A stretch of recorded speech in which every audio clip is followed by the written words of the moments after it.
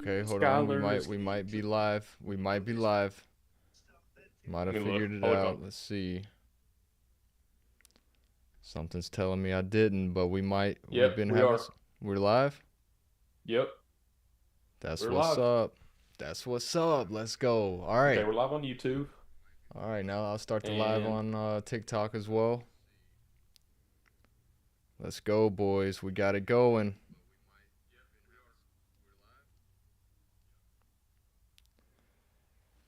All right. It's TikTok live. It looks like it's working. Let's see. Let's see real quick.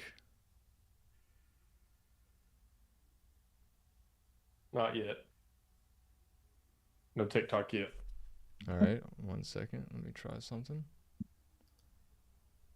Yeah, make sure you end the YouTube stream when you do it. Now we're supposed to be able to go live on both of them at the same time. Okay. Okay.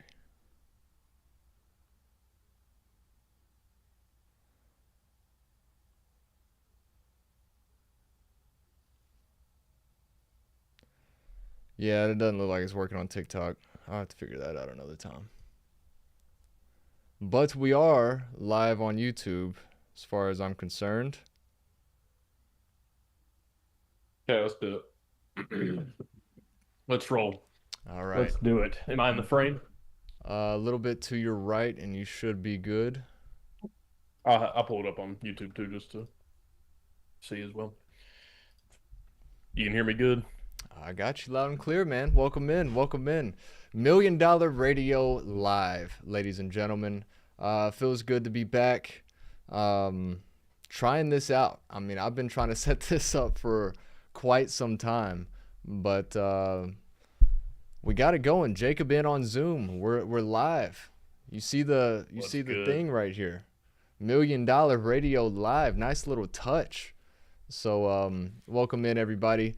Lot to talk about tonight. It is a kind of a late night stream that we got going on, Jacob. But Just having fun with it. just just trying things out. If you notice, this isn't an episode. This is just $1,000,000 Radio Live, and we're gonna be looking to It sure kind is. of do this more frequently. You could say, right? Yeah, We had a absolutely. we had a big basketball game last night, and a big win Okay, boys, get out here. with that basketball game. Jacob, you were there, right?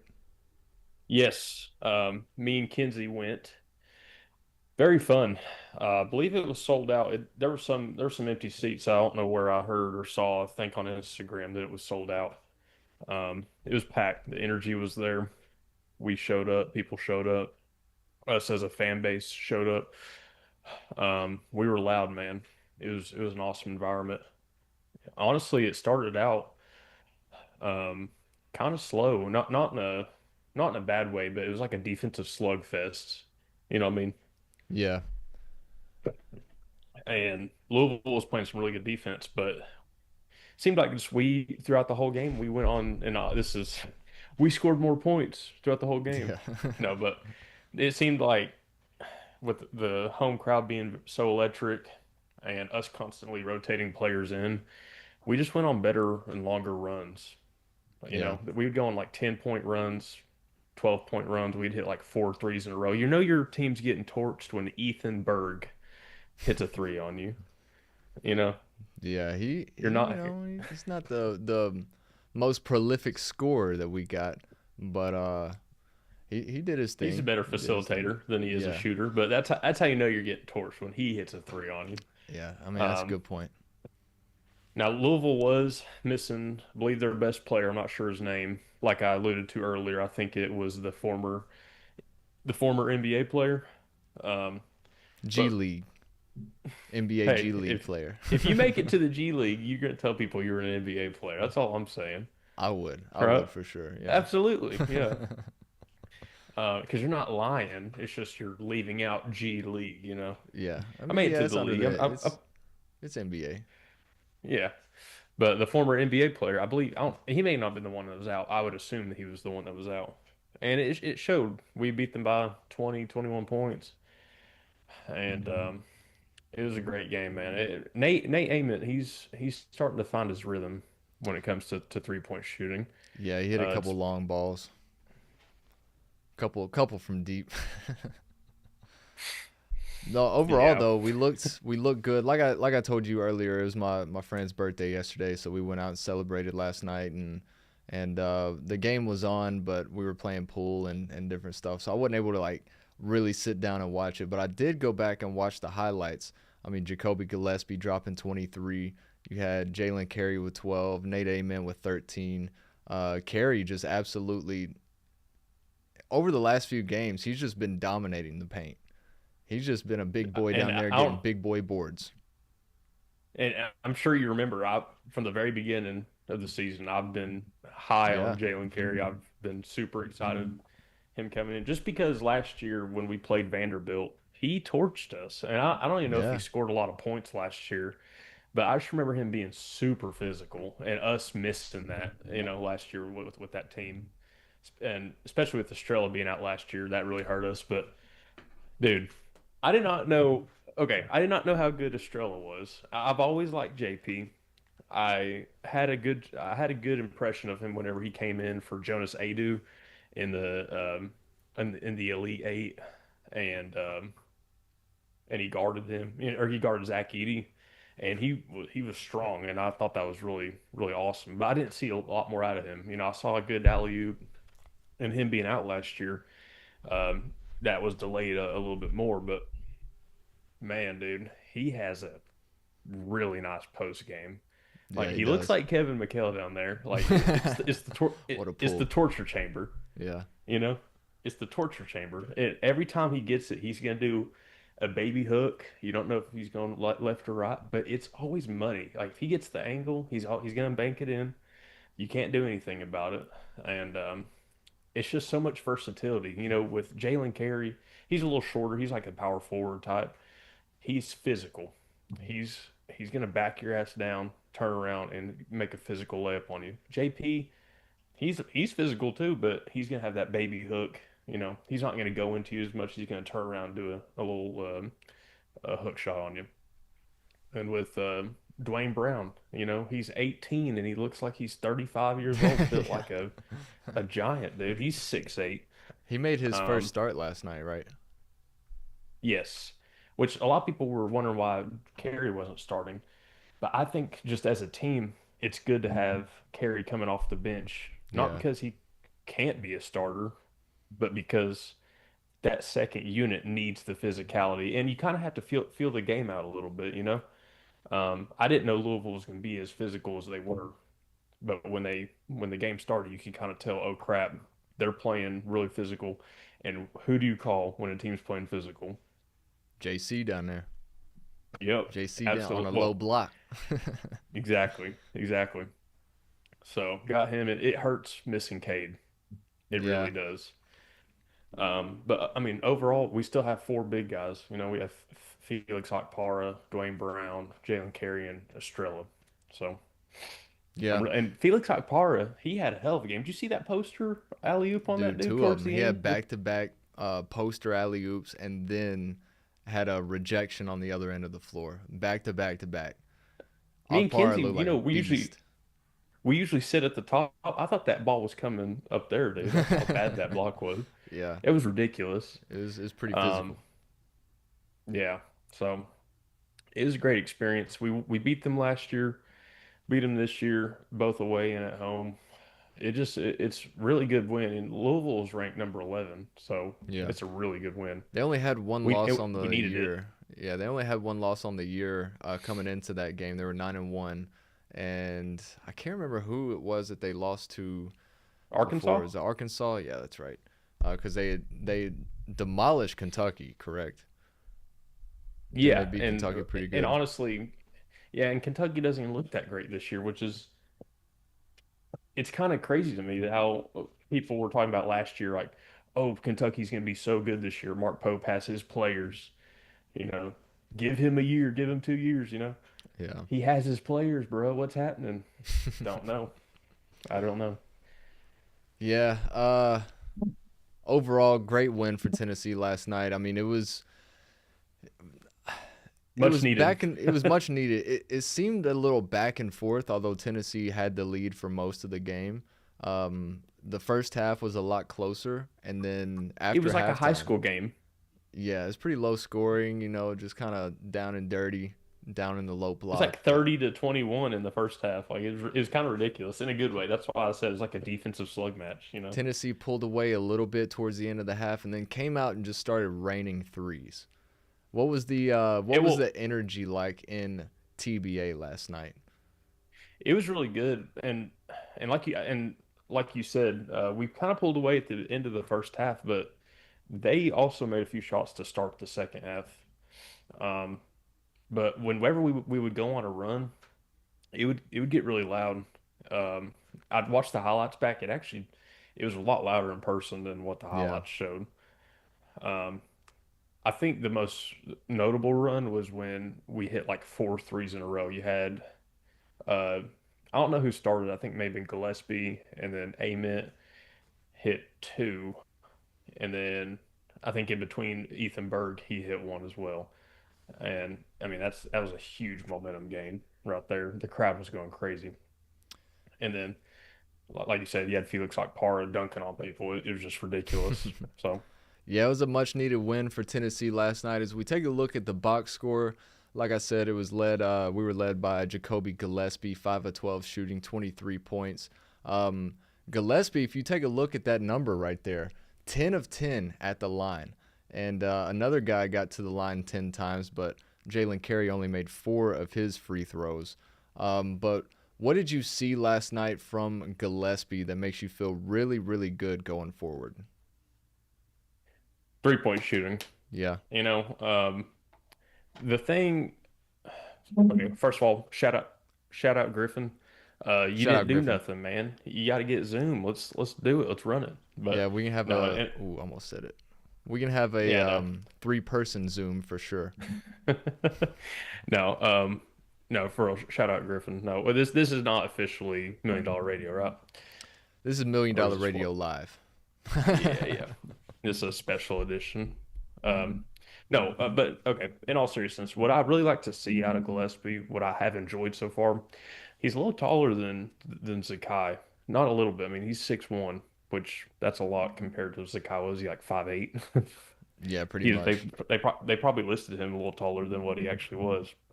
I think he was But listed 5'9", actually. yeah, yeah, and But I that's I mean, when think you're that's out kind on a of basketball court, 5'9" looks really, really short. that's generous Yeah. for real. But regardless, he's a little taller. He can dunk really good. He's a really good defender. And this is to no offense to Zakai, not as a Tennessee Vol, but just as like a basketball player. I think he's a better basketball player, and Yeah, that's not. that's I think fair. he just has. I think he has more skills, and he's gifted with the height and the build a little bit more. Um, he can shoot threes really good. That and especially when we need it. It was from that first possession. When you watch the highlights, you probably saw him get into his dribble bag. He did like a hezzy step back, and right when the shot clock was expiring on the first possession, he hit a three, and that kind of set the tone because we really needed that because Louisville was playing really physical defense, and we needed one when he started that run. He started the run. It seems like when he's scoring, it allows everyone else to open up. So that's what I like about him, his ability to start scoring.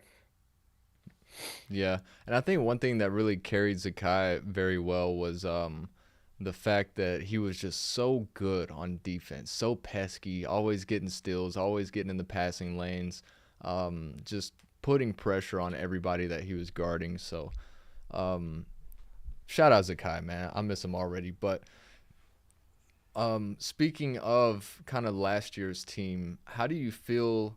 I mean, we were on a 3-game losing streak, right? We were undefeated after defeating Houston. That was November 25th. So the last time we won a game was almost a month ago, about 3 weeks ago, before Thanksgiving. That's crazy. I know. And then we went on to lose to Kansas the next day, which was a close one. And then I can't remember which one came first. I think it was the game in Nashville against It was Illinois. Syracuse. Okay, or Syracuse. And then, on the road to Syracuse. We lost both of those games. But one thing about those games is all three of them were away from the home barn. TBA got the TBA effect. The Food City effect. But yeah.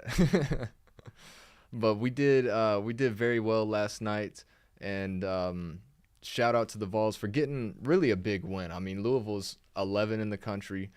They've proven so far early in the season that they can hang with pretty much anybody, even though they were getting chanted overrated at by the Arkansas fans when Calipari got on the mic and was like, "Hey, guys, cut that overrated stuff out." You saw that, right? I was worried like that we would start chanting some stupid shit like that because like that like immediately brings the value down of a win. Yeah, it does. It does. It's Like like immediately, like when you lose to a team in the playoffs, you kind of want them to go on and win the whole thing, just to say like, oh, if we would have beat them, we would have been the national champions. But maybe next year. It's kind of a cope thing, but like you said, anything just chant underrated. yeah, true. I like that. That's a good idea. Just chant underrated, like your team's underrated or something. I don't know. Or just be humble or just chant something else. But for a team to go out and say and the team they're beating is overrated is like, bro, just you would want you want the win to be look as good as possible, you know. Yeah, So very true. That's a good point.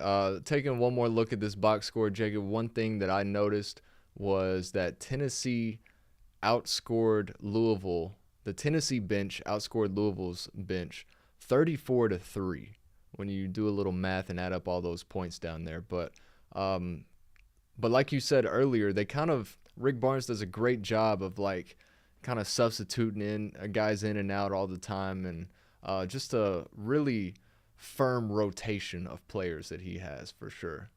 and it never feels like when one player starting, it doesn't ever feel like their role is bigger than another player that's on the bench.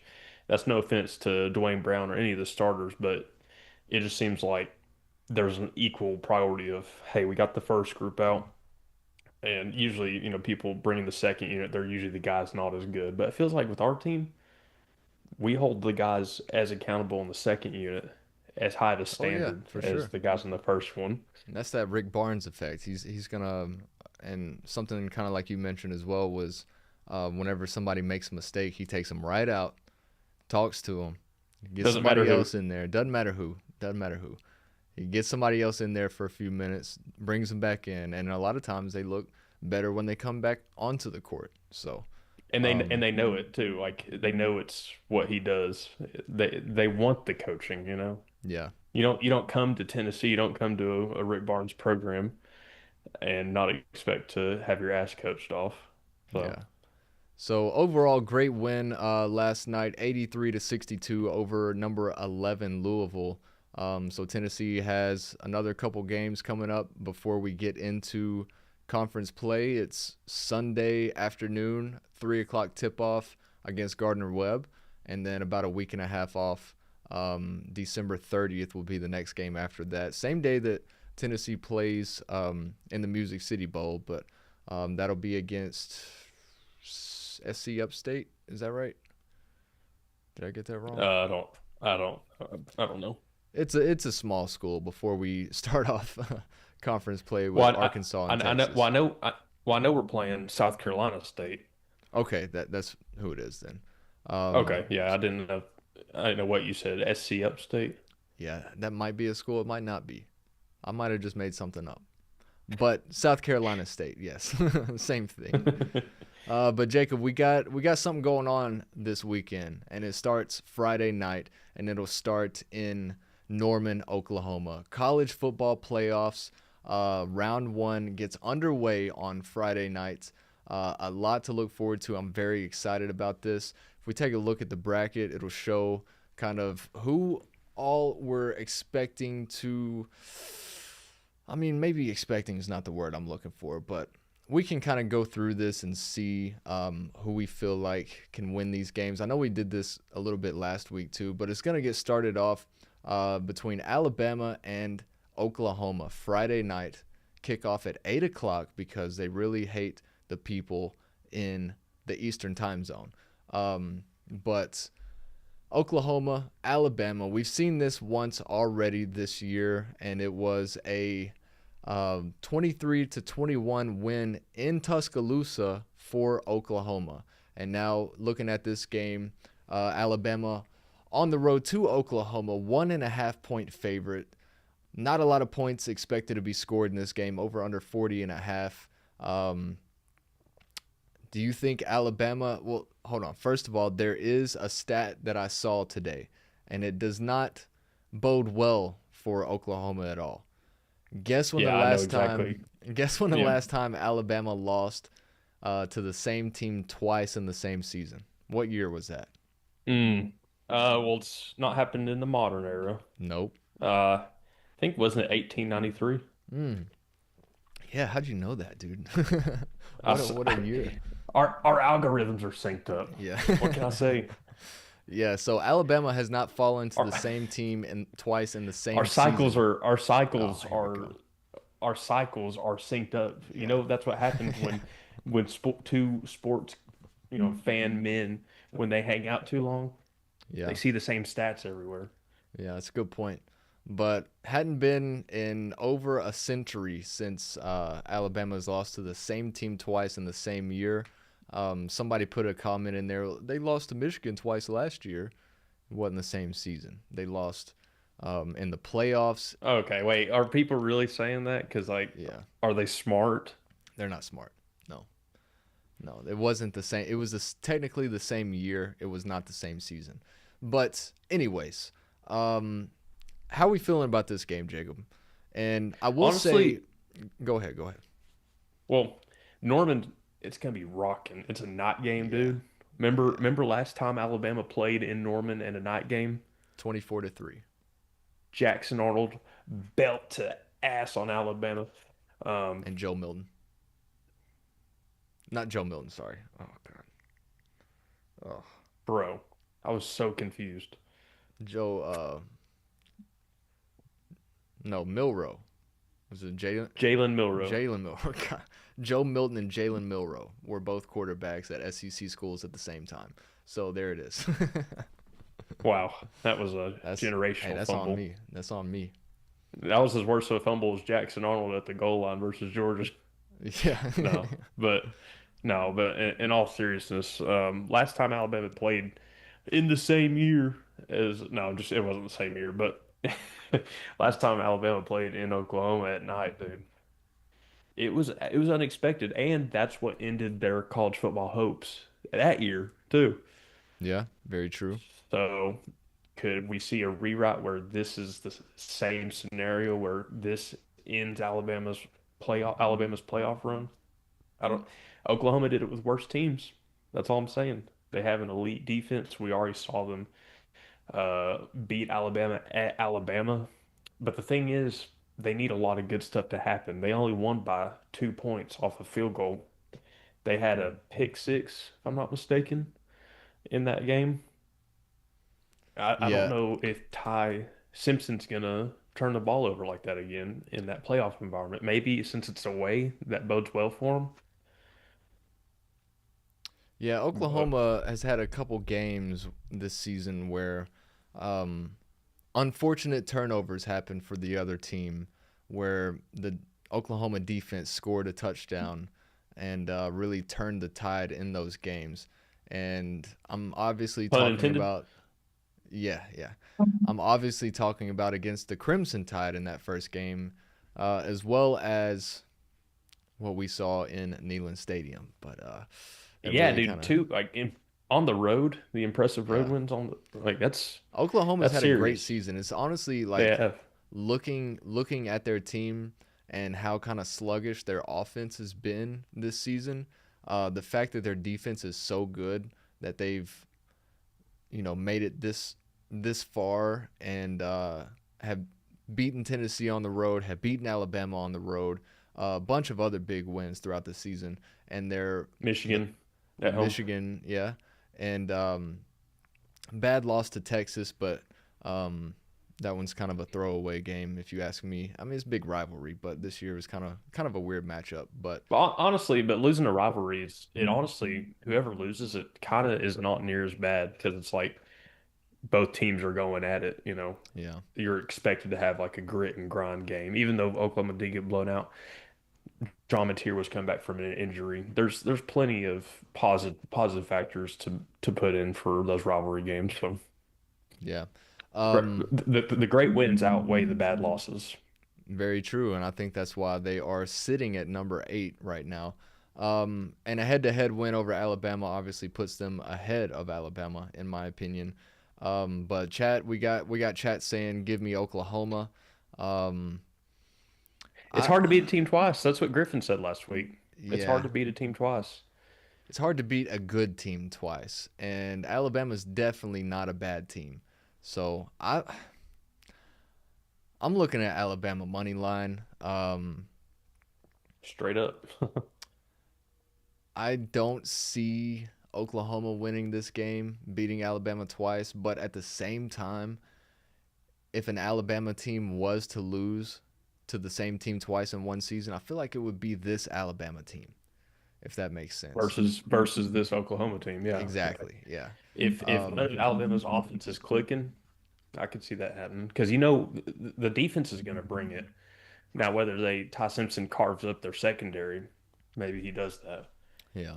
But I don't know, man. I feel Griff like saying Alabama all day. see, I can see that. I don't disagree with that, but I just don't know if Alabama is going to lose again to Oklahoma. I really don't. But it's at Oklahoma. There's a lot to factor in. Another unfortunate thing I just want to throw out there is that two regular season rematches in the playoffs is ridiculous. Yeah. Yeah.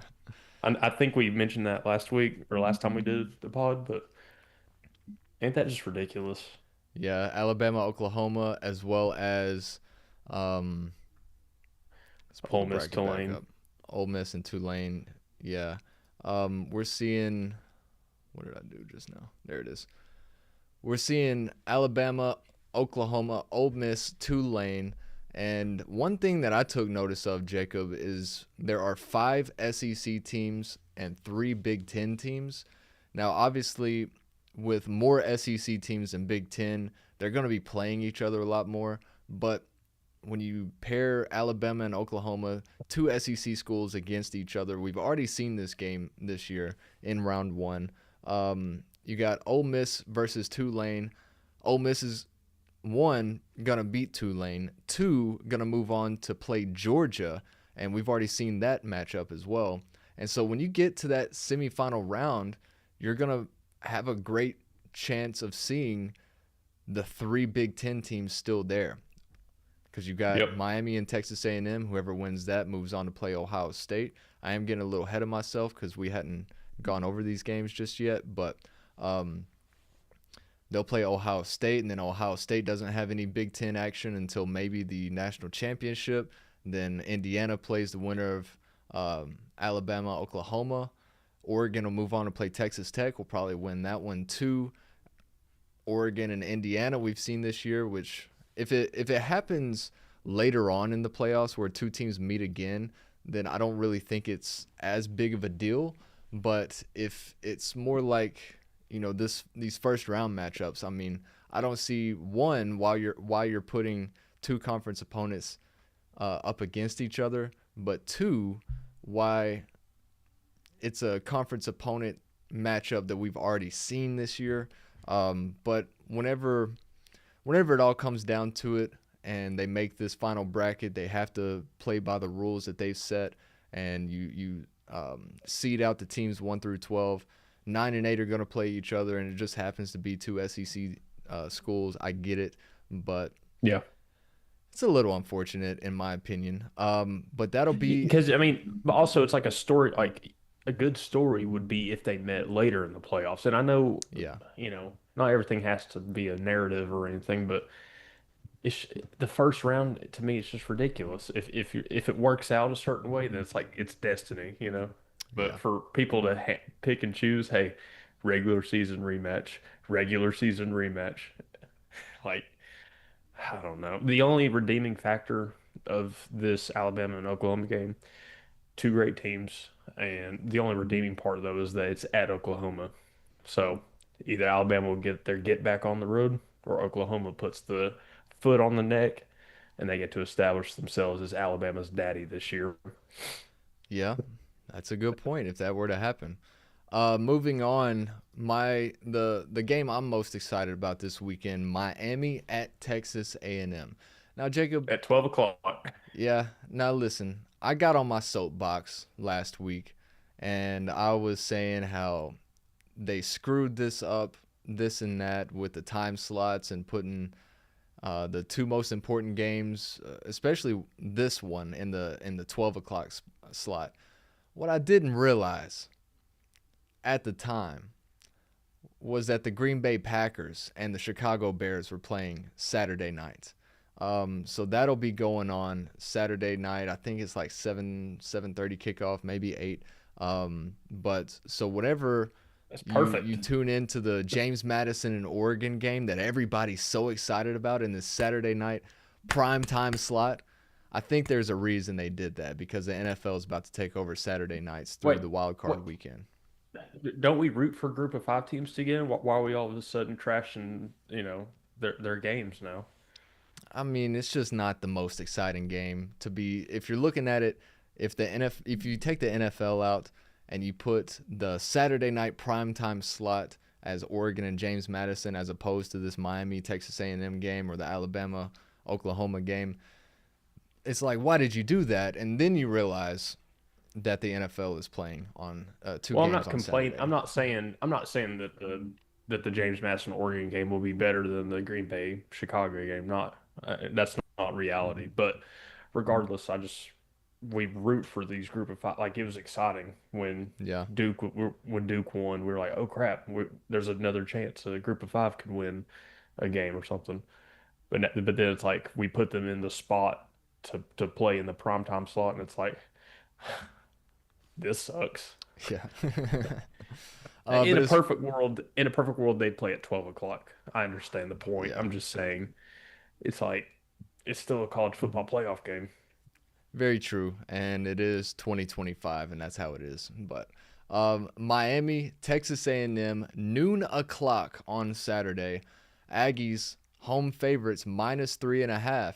Over under 48.5. Number 10 at number 7 in College Station, Texas. Kyle Field is gonna be rocking. It's gonna be rocking early. Will This can be a Miami? good ass game. I know. I'm very excited for it. Do you think Miami will be able to pull off the road win in the playoffs? Ooh, I don't. I could see this game going where Miami gets two quick scores, and then like it's a tug and pull the whole game, and Texas A&M has to like work their way back up to even it out. yeah, Or the total opposite. Texas A&M just whips Miami, and then they have to come back. I just think one team is going to have to come back, and I think it's going to be a pretty close game when we enter the fourth quarter because Miami's offense is too good to not keep up, yeah, and their defense has gotten better since last year, especially. So, and we've seen Texas A&M go down on worse teams, like they were down what 28-0 versus South Carolina. yeah.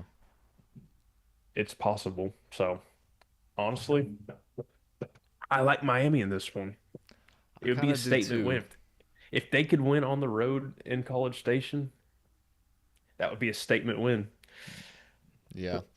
I mean, people are gonna be mad that they got in over Notre Dame, and or let me say, Notre Dame fans are gonna be mad, and they are mad. But as far as Miami, I feel like they deserve to be here, and not only do they deserve to be here, but if they can win, they will prove that they deserve to be here. They are one of the 10 to 12 best teams in the nation, and I'm going to be taking Miami with the points plus 3.5.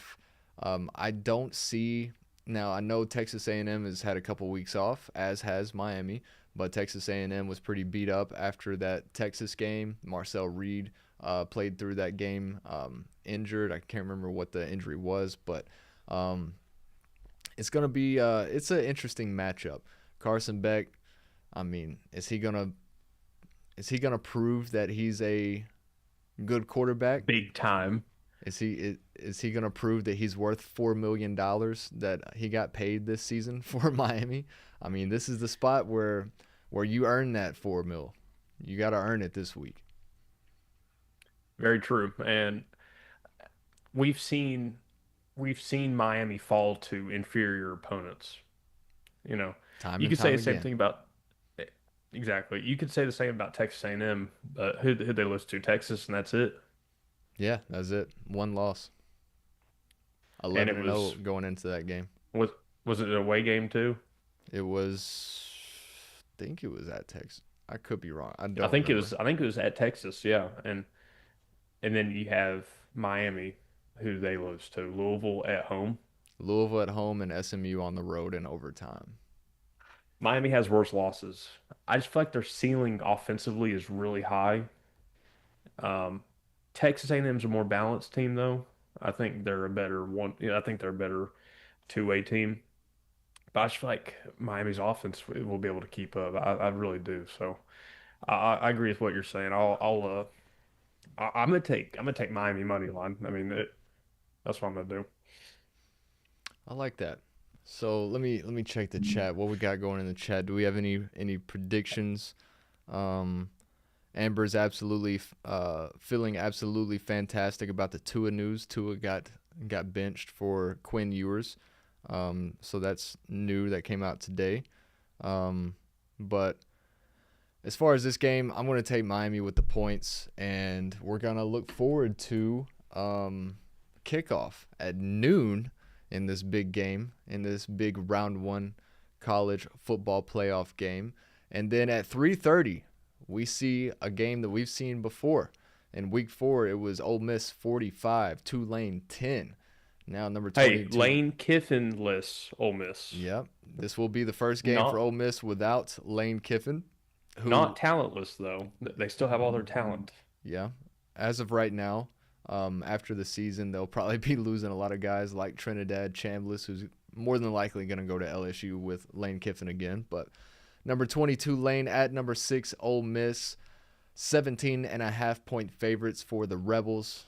They expect some points in this one. It was 55 total points in the first game. Now the line's at 56.5. This one's Wait, in no, no. Oxford. What? I know what you said was right, but that's like saying it's like a picture of Chris Paul, Russell Westbrook, and Steph Curry. It's like there's 4 total rings in this picture. Yeah, yeah, true. There's 56 total points. Like, well, All from Ole Miss. But yeah, I mean Tulane is really they've come on strong, and in the American Conference Championship game against North Texas, they really kind of put it to North Texas. I wasn't expecting them to be able to do that. But this is just a different ball game. You know what I'm saying? Like, yep. I mean, no Lane Kiffin for Ole Miss, but Coach Golding, who was the defensive coordinator, he's going to keep everything going exactly how it was. He's going to keep the operations rolling for Ole Miss, and I don't expect them to stumble in this game. 17.5 is a lot of points. It's a lot of points. Yeah. But these next 2 games, Tulane and Ole Miss and JMU Oregon, they're definitely going to be games where if it's close and competitive into the second half, and especially going into the fourth quarter, people are going to have some reactions. And I'm probably going to be one of them. I might have some reactions myself. But Jacob, are you as excited for these playoffs as last year's playoffs? Now, take out the fact that Tennessee was in the playoffs last year, but just, an objective standpoint, when you're looking at these brackets, and we have 2 group of 5 teams in this playoff, keep that in mind. as opposed to just Boise State last year. Are you as excited for this year as you were last year, or no? I don't know. That's hard to separate the Tennessee thing, you know. Yeah, But as a football fan, I feel like the matchups could have been a little better. But regardless, I mean, I'm really excited for it. Yeah, I mean, I'm not gonna sit here and say these playoffs are gonna suck, you know. yeah. Um, God, that's hard, but pause. But regardless, um, yeah, I'm pretty excited. Maybe a little less, maybe a little more bummed because the Tennessee season the regular season ended on a bad note. But yeah, these playoffs are gonna be good. I think it's gonna be really good playoffs, and Indiana's better than they were last year. Very true. Ohio, Undefeated Big Ohio, Ten champs. Ohio State seems to have leveled out a little bit. Last year they were on fire. They caught right on fire right when it started. Um, Ole Miss is really good. Oklahoma is really like it's a good balance, I think. So I think there's a lot to look forward to, and if you're not excited, that's kind of that's a almost a you problem. I think if you can't find something you don't like in these playoffs, then I don't know. I don't know Yeah, what no, to I'm tell you. I'm with you on that. Overall, I think I'm very excited. A couple of these round one matchups, I'm not super excited about. If it was just one group Yeah, of five team in there, like obviously that's okay. But then again, I mean, this is the ACC's fault. This all comes down to the ACC. Why there are two group of five teams in over an ACC champion. But and we got to fix these conference tiebreakers. We got to get that figured out next year. Um, if you're the ACC, couldn't you don't you have the authority to step in? See, I don't know because whenever they make their rules, they have to abide by what rules that they set forth. So these tiebreakers, like the fact that, let's say, for instance, the SEC championship was a one-loss Georgia team versus a two-loss Alabama team. Now the Alabama team only has one conference loss. They lost to Florida State at the beginning of the year, but only one loss in the conference. You look at Texas A&M, who only lost the very last game of the season against Texas, which was a conference loss, 11-1, and why are they not in the SEC championship game? And Alabama makes it in. It's just those type of things. I think it should go conference record, overall record, and then if you're still tied after that, that's when you go into these different tiebreakers. I think the overall record should overshadow a lot of that. I think it would have been because Georgia beat Florida, Florida beat Texas, and then Well, that's see, the that's what I'm talking about though. Like this is so confusing. Like how does a normal fan keep up with who should be in and who should be out at this point? yeah. But honestly, dude, and this is kind of not as relevant, but you have to give props to the ACC for their transparency when it comes to officiating. I do I'm not like an that. ACC fan, but there's good stuff to take away from every conference. If the SEC took the transparency that the ACC has, that would be great. And overall, as a whole, if these conferences came out and said why these teams are playing in the championship, like they provided, the reasoning and dumbed it down, instead of making it like you know, a Pythagorean theorem math problem over it, then it's Yeah. like if they have the reasoning, then that's the rules. I mean, I don't know.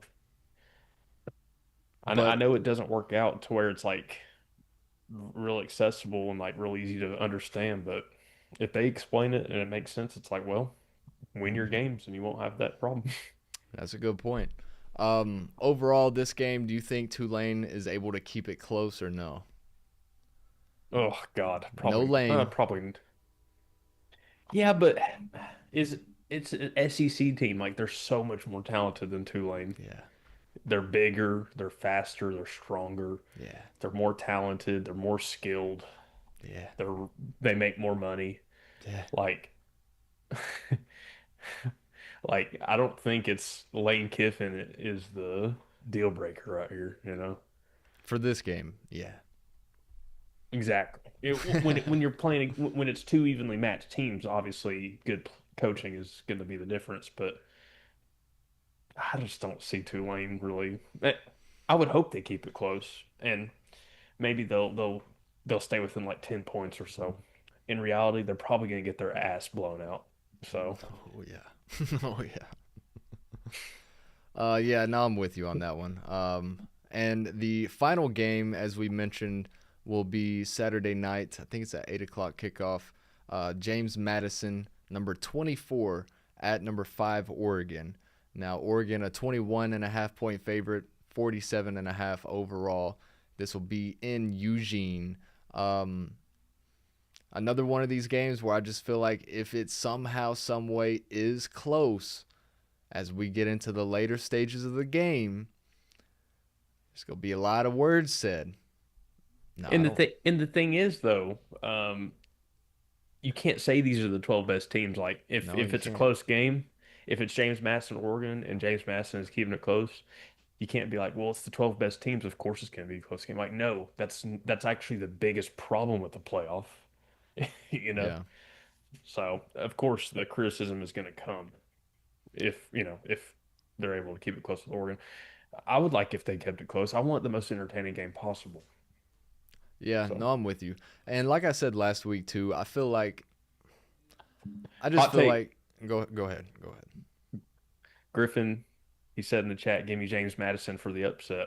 I like that pick. If I'm being honest, I do. Maybe Oregon has, maybe they're a little overrated. Who did they beat this year? They did beat Indiana. I think that's their only And loss. that was their only big matchup, was it not? Yeah, yeah. And that's another thing about the conferences. They're being these super conferences now. I mean, there's no way for everybody to kind of play each other and even it out on the field. And then you're looking at records, you're looking at tiebreakers, you're looking at all this. But Oregon, I think, played Penn State. Did not play Ohio State this year. But we saw what happened with Penn State. So that's not really a big. It might have been a big game going into the season. Didn't turn out to be that. But overall, I was gonna say something. Oh, one thing I said last week was I just feel like the easiest way to kind of fix this is one. I like the 5 highest ranked conference champions. I think you keep that. That way you do allow a group of 5 team in or 2, as we've seen this year. But you take the 2 lowest of the 12 teams that are gonna make it, and then you take the 2 teams sitting on the very outside. So it'll be like James Madison versus Vanderbilt and Tulane versus BYU, something like that. Notre Dame, I don't know. I'll let them decide that. But you have these 2 other games that go on the same day as the Army-Navy game. Now, obviously, you don't intrude on that time slot. You put one at 12, you put one at night, and let Army-Navy battle it out at 3 o'clock. But you have like the NCAA March Madness play-in games where you have the winners of those 2 games. They're the 11 and 12 seed going into round 1, like we're about to see. So you still give these group of 5 schools a chance. You still give the people on the fringe, the teams on the fringe, a chance to prove themselves and prove their way into the college football playoff. And I mean, it can still be considered a playoff, just as like a play-in game, as I said. But I think that is because overall, when you get to round 1, I don't care. It needs to be the 12 best teams in the country. We don't need James Madison against Oregon. We don't need Tulane and Ole Miss, a game that we saw already. Tulane got blown out by 35 points. Oh, and guess what? It's gonna also be at Ole Miss again this time. It's not like Tulane gets a home game right now. But I just Same feel like, talent, same yeah, players. I just feel like that's the kind of easiest way to combat all the discussion right now. I don't know. I like that. I really do like that. I mean, it is more wear and tear on those teams that get in, but it's like I mean, it's Diego also Pavia was trying to get Trump involved with an executive order for emergency football games, and well, well, and I think that would have been the coolest thing ever if that yeah, would well, have happened. Well, and Vanderbilt were exploring playing a 13th game. I Yeah, don't know if you knew that. They were exploring that option, just like a regular, you know, game in the season. But um, regardless, I do like that idea. And when I say it's like, it actually doesn't matter because when I say it's extra wear and tear, there's people playing in conference championships. It's like, exactly. what am I even talking about? I do think Vanderbilt got snubbed. I would have really liked to see a play-in like you're saying. So I do like that idea. And it also sets the number at 12, and there's no controversy because you're like, look, 14 teams had a chance, you know, Yeah, and the best 12 got in.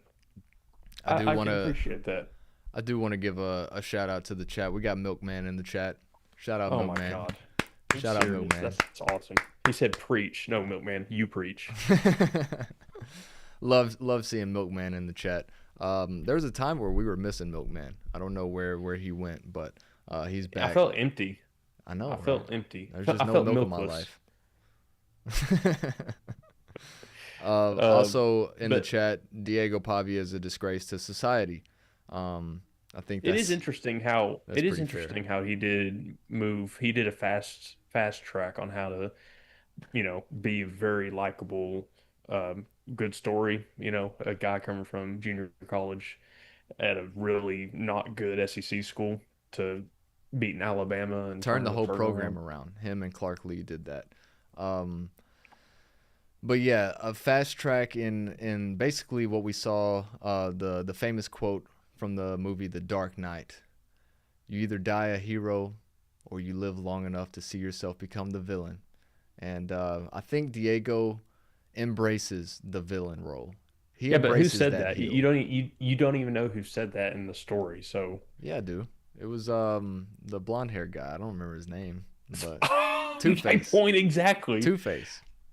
Oh, What okay. was his Took real you long name? enough. What was his name in the Harvey movie? Dent. Harvey Dent. Yeah, yeah. No, I love that movie. That's one of my No, favorites. yeah, that's funny. You're like, oh yeah, of course I do. What's his name? Like, what? What are we Two doing? Face. You said, yeah.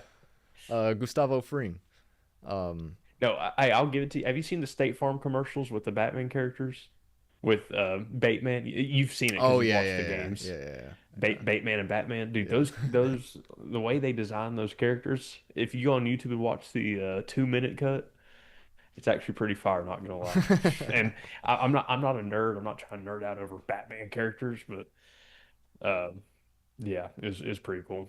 I think I like that one a lot better than the State Farm Megan Trainor commercial that I see about 30 times every time I watch a game. That's the one thing it's gotten unwatchable about sports. And what I was telling Kinsey about last night, we were at the basketball game. Um, Gustavo Fring is my hero. Yes, he's actually the villain, but you're Yeah. almost there. You're almost there. He's my antagonist. You almost understand Breaking Bad. You're so close. No, but no, but wow, thanks for derailing my thought. No, I'm just kidding. We were at the game and I was like, sports is literally free bread and circuses. Like that's what they would do back in Rome. They would give people free bread and circuses and distract them from everything. And then I go to the restroom and I'm waiting in line. I look out, there's a woman like doing a handstand trying to shoot a bow and arrow with her feet. And I was Mm, like, it's a circus. It's yeah, perfect. And then when I watch these games, there's a commercial every 3 minutes. It's ridiculous. yeah. And and the thing is, I saw the stat. It said football. It's only in play for 11 minutes in the entire game. And ever since then, it's like more. It's like harder to watch every time. Three and a I half still hour, enjoy it, 4 hour broadcast. and 11 minutes of gameplay. I still enjoy watching it. But it's like that's in the back of my head every time. It's like it's just a circus for them to show ads, and it's only in play for 11 minutes. I think that's why I like basketball so much. Yeah, I mean, they, they all got a little taste of everything, but um, I will say, I will say, college football is much worse at that than NFL. If you've noticed, NFL games go by so fast, and yeah, it's Big still Ten like games go by so 3 hours. fast. Yeah. Have you ever put on both the Big Ten, and this is not a necessarily a compliment. I don't like the Big Ten, but you ever put on a Big Ten game and an SEC game No. next to each other? They both start 12. It'll be like halftime for the Big Ten game, and it'll be like 10 minutes in the second quarter in the SEC game. That's fair. It's crazy. It's But yeah, also the SEC and ACC are both bought out by ESPN, and so ESPN shows all those games, and obviously they're going to be running the ads as much as possible. But NFL, you get a lot of like 30 to 60-second commercial breaks. A lot of times they're just showing it on the screen, like in a smaller window with the game still going. I like And that. I I do like too. that. I do too. A little break in the action, but also, hey, we got something to get to right now. Red Zone's really good too. I like Red Zone a lot. Yeah. But let's take one more look at the bracket and just kind of give a little run through real quick. Yeah, let's do some. So you got who do you have win the Alabama Oklahoma game? I'm torn in that one. I think I'm just gonna go Alabama money line. I would love to, and as a Tennessee fan, I'm pulling for Alabama in this one because of the ties to Ty. But I'd love to see Ty go win a national championship. I don't think it's gonna happen necessarily, but I think a game in Oklahoma is feasible. I'll take Alabama in that one. Um, Obviously, I Yeah, think we're both in agreement with Oregon moving on against JMU, correct? Everybody but Griffin. yeah. I mean, realistically, yes. So we'll see Oregon and Texas Tech. And then who do you think, Alabama or Oklahoma? See, that's hard. My heart wants to say Oklahoma. Like for real, I would love if Oklahoma won because I think Oklahoma Indiana would be a really good game, and Yeah, Alabama would be a good one too. But I feel like it would just be a better, defensive slugfest. it's too But yeah, much here's red in this part of the bracket for me. I know I hate it, but give me Alabama. Give me Ole Miss to beat Tulane. I think we agree on that. Agreed. And then you have Miami and Texas A&M. Give me Miami. That's all I'm saying. So, yeah, I'm taking I would Miami love with the taking points. Miami. I'm taking Miami with the points in this one, but I feel like Miami can definitely win outright. Will they? We'll see. But so let's just say Miami moves on and plays Ohio State in the Cotton Bowl, Ooh, Dallas, that would Texas. be that would be a fire game. Hey, Griffin said he's doing it for the people. What can we say? We Yeah, appreciate you, Griff. yeah, appreciate you. Yeah, for sure. Uh, so who do we say? Ohio State and Miami. How you feel about that?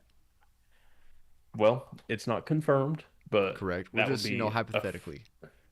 honestly Ohio State, Texas A&M. That would be also a really good game. But I don't know. Give me Miami. Miami would if they could go on a Cinderella run, that'd be pretty cool. Imagine they go win a natty in Miami because the national championship is in Hard Rock Stadium this year. Um, Oh, very cool. yeah, so we'll see. But moving on, Ole Miss and Georgia, how you feel? We've seen this Uh, before. This was in between the oh, hedges. It was a I'm back going and against forth game. I'm going against my logic because I said it's really hard to beat a good team twice. But give me Georgia. Georgia's Georgia, on fire right now. I agree with you. Um, they looked so dominant in the SEC championship against Alabama. Alabama could not do anything. And also, this is where I think the Ole Miss without Lane Kiffin really hurts them. Um, Yes.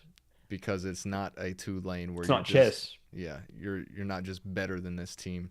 You're playing a team that's better than you, and I think Georgia will wipe the floor with Ole Miss. Honestly, Well, we've seen Kirby play chess before too. Like he's actually really good in these high stakes moments. Remember he had that fake punt versus who was it versus? Remember that though? I remember you were in the group chat. You're like Kirby has the biggest balls I've ever seen in my was that life. this season? And no, it was last year. I was like, Skylar, Okay. calm down, please. I I don't was like, I don't know if this is true or not. I do not recall. it was in the group chat. You're like, Scott, you're like, No, you no, said that, and I no, was no. like, dude, I was like, that's a I was really good not play, talking but about another man's balls. oh, it was versus Texas last year in the SEC championship. They did the Mm, fake punt. And like you said, all that stuff, I was like, whoa, that's weird. But regardless, it was one of those things where it's like, that's true. And he called the timeout versus Ohio State as well. When I think Ohio State was going to do a fake punt, and he like did Yeah, a cool little coaching adjustment. That's the stuff you need. And without Lane, Lane already lost to him, so they don't even have Lane anymore. So who's going to save exactly. him now? Yeah. That Oh, one will be at the looks like Sugar Bowl. Um, yeah, I think we're.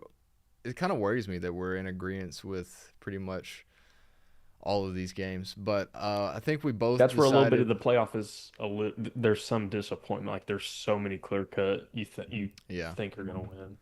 yeah. I think we both agreed on Alabama moving on against Oklahoma. So Alabama and Indiana. Alabama. Oh God, give me Alabama. See that?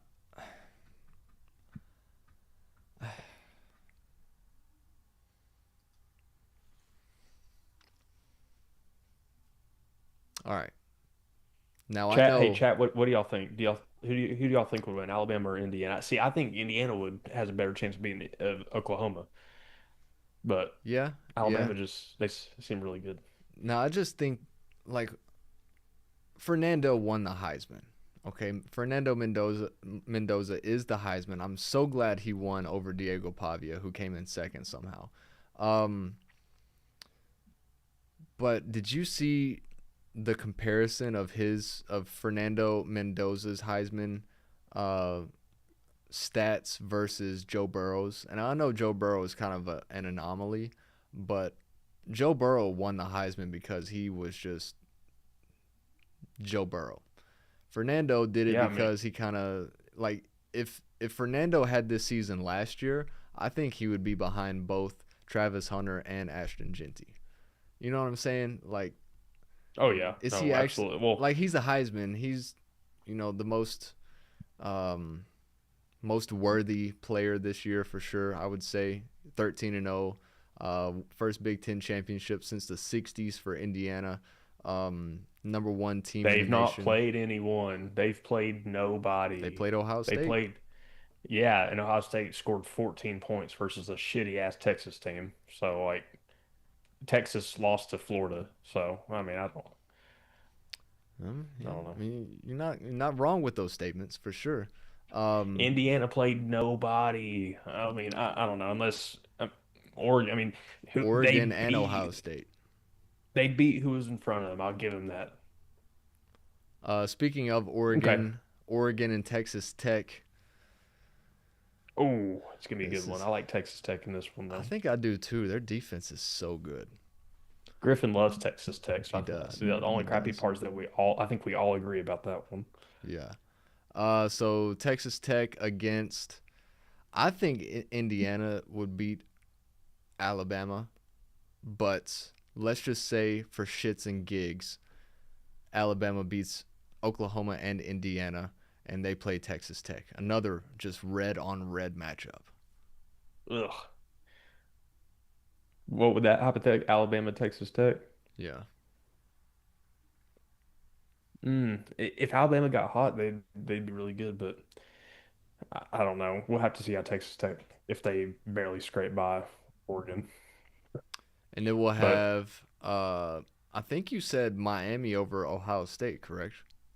that would be awesome. That's what my heart is saying. Let's just say it happens then. And then we got Georgia and Miami in the semifinals along with Alabama and Texas Tech. Ooh. Ooh, Who's moving Georgia on? versus Miami. If Miami could go on like an Ohio State type run where they catch fire, Yeah, I could see that happening.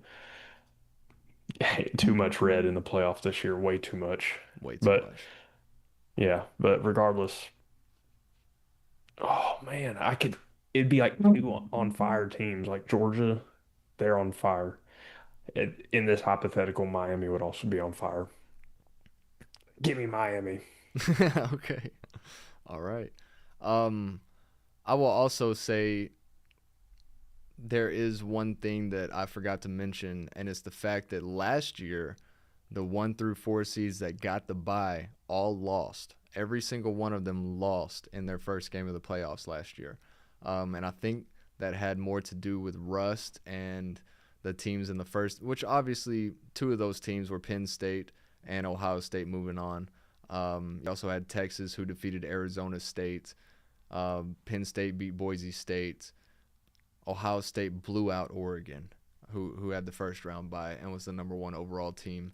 And Notre Dame defeated somebody else, but it was Georgia. Indiana. Oh yeah, in Georgia, yeah. So I think that this is better set up to where that's not gonna happen this year, but I mean only time will tell. But you think Miami's beating Texas A&M, Ohio State, and then Georgia to make it to the Natty? Well, when you put it like that, no, well, that's what would be required if they in this hypothetical. So That would have to be required, yeah. So I mean, And fuck it, I'll roll with it. So we got Miami in the Natty, and then who was it? Texas Tech and Alabama, who's winning that one? I think Alabama beats Texas Tech. Alabama could catch fire in a good way, like one of those runs. If it's like a classic Alabama playoff run, if it's a classic Alabama 12 team playoff run. Oh wait, they've never made the 12 team yet. Okay, well, um, That's a good point. I don't know, man. Give me Texas Tech just to have fun with it. All right, so then we have Texas Tech and Miami moving on. That'd be a Natty. good game. This is like a That'd be CFB 26 type of Natty. This that ain't would be real an life. awesome This is a game. video game. One thing I miss is like when the kickoffs would happen back in the Super Bowls, they would have the camera lights flashing. I would imagine this would be the game to have that kind of vibe to it, like a Devin Yeah, Hester kickoff return yeah. type deal. I like the way you But think. yeah, but yeah, this would be an electric one. So give me Texas Tech in Miami. That's my main run. If not, alternatively, give me Georgia, Alabama. Okay. No. So I can't wait to see how wrong we are at the end of all this, but Griff, I am what really excited Griff for this. Griff, give us your championship. What do you think's going to happen? And Amber, you do the same. Skylar, what do you think? Were you just rolling with me or what? I was kind of leading the convo, but if I had to guess, I think Ohio State defeats Miami. I think Georgia defeats Ole Miss. I think. See, now I'm just going. It's just chalk at this point. I do like Texas Tech over Oregon. Okay, so let's mark that one Yeah, into the semifinals. Texas Tech in the semifinals. Then we'll have Indiana versus either or Alabama, Oklahoma. I think Indiana's a different type of team this year. I'll take Texas Tech and Indiana in the semifinals up top. Georgia's gonna beat Ole Miss. I feel like, I mean, if Ole Miss beats Tulane and then Georgia without Lane Kiffin, I will be super impressed. yeah. So the way I've got it set up, it looks like all 4 of the first round bye teams are gonna move on. So let's just say that happens because it's the complete opposite of last year. Texas Tech and Indiana. That's gonna be a tough one, man. That's a tough one. Texas Tech's defense is so good. They haven't played anybody though. Now that I think about it, they have 2 big wins over BYU, who One bad loss. one bad loss at Arizona State midway through the year. They hadn't really played anybody. I'm going to take Indiana in that matchup. And then, honestly, I may take Oregon against Texas Tech. Anyways, I got Indiana making it to the Natty. And then Wow, what a turnaround that would be. Georgia and Ohio State. I'll take Georgia in that Ooh, one. yeah, I'll Georgia take Georgia in that further one. ass- they further assert themselves as Ohio State's daddy for Yeah. the past 5 years. Yeah. So Georgia and Indiana, just nothing but red. Oh my God, I hate it. Um, That should be illegal. yeah, yeah. I'll Like take. against the law, against like the world like war laws, whatever that's called. That should be against the Geneva Convention. Okay. I will take Georgia as the national champion this year, and I will take Georgia as the 3-point winner over Tennessee, who fell to the national champion by 3 points at home in overtime. So that would make Tennessee the second best team in the country, and Tennessee Shut the hell up. instead Tennessee is in the Music City Bowl December 30th in Nashville against Illinois. The Vols are minus 2.5-point favorites over under 61. Now, Jacob, some news has come out here as of late.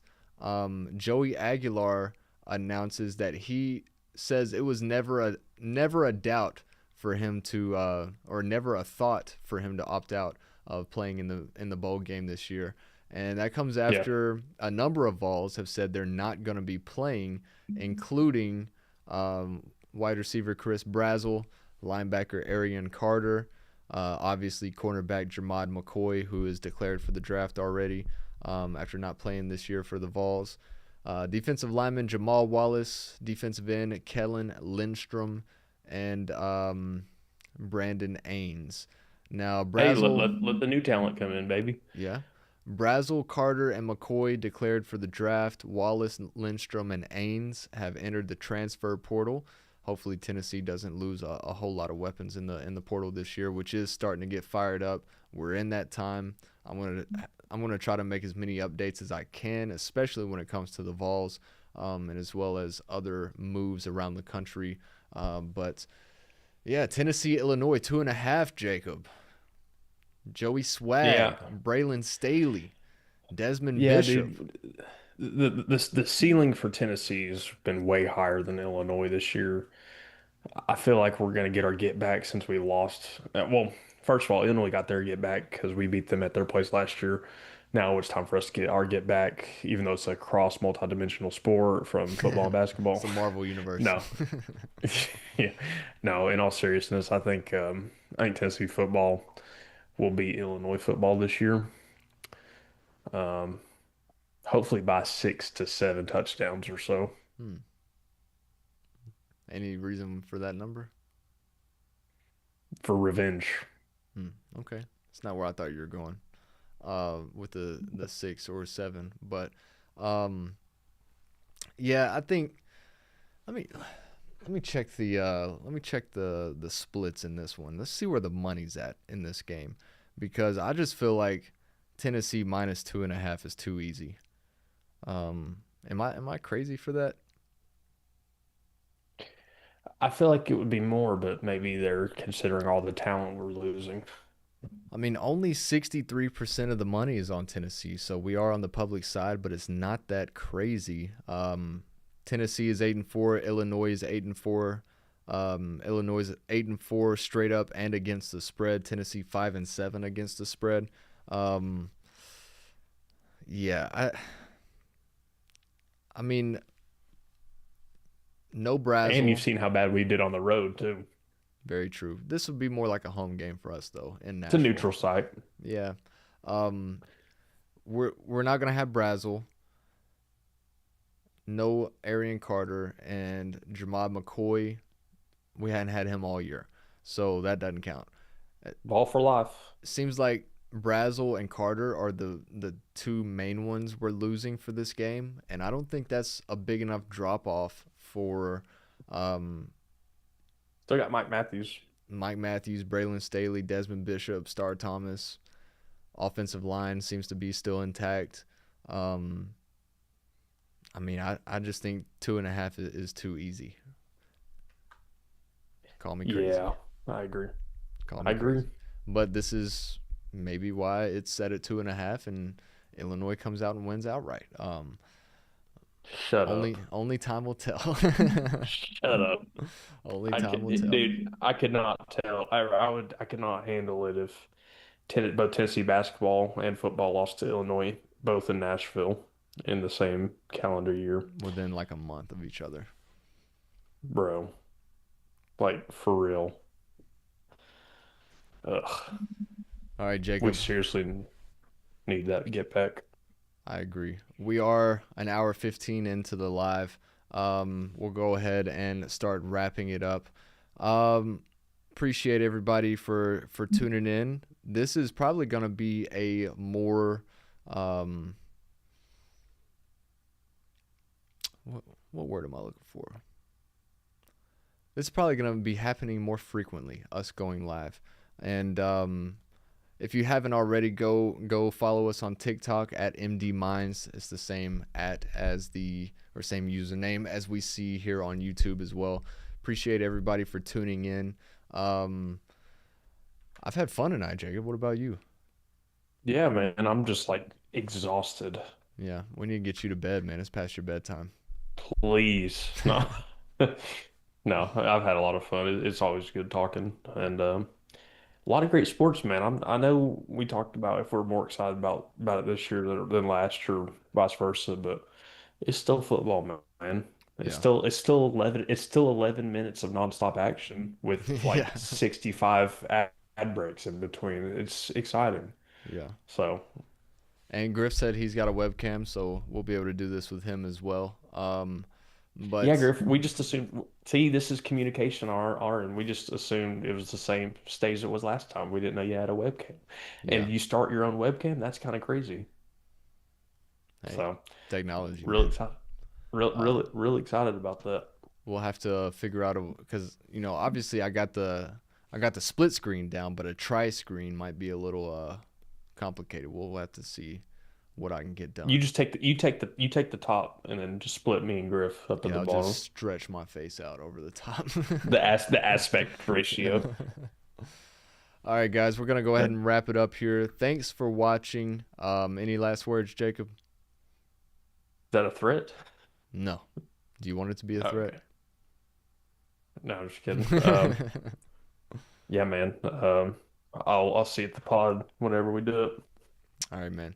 Everybody, thanks for watching. This has been Wednesday, December 17th, 2025's version of Million Dollar Radio. And we'll try to get this going Live. as a Million Dollar Radio live, correct.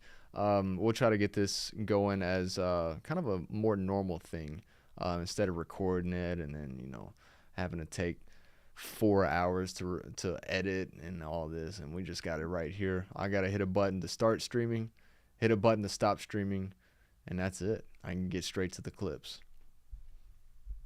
So, Love it. All right, man. I'll see you. You have a good night. all right, dog. Thanks for watching, everybody. This has been Million Dollar Radio Live.